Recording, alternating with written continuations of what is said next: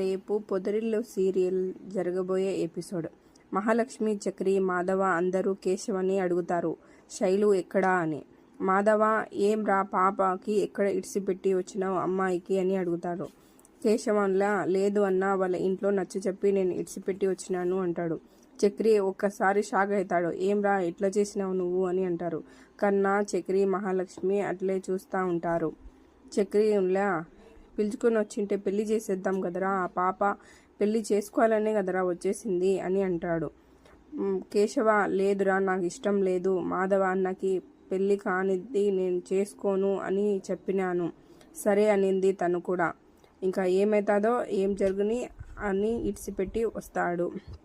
చక్రి బయటికి వచ్చి లేదురా నువ్వు తప్పు చేసినావు, నీకు పెళ్లి చేసేసింటాం కదా మేము, ఎందుకు ఇలా చేసినావు అంటే లేదురా నాకు ఇష్టం లేదు, పెద్దయినాక పెళ్ళి అయిన తర్వాతనే నేను చేసుకుంటాను అని అంటాడు. అప్పుడు చక్రి సరేలే చూద్దాంలే ఏం జరుగుతుందో అది జరగని అని అంటాడు.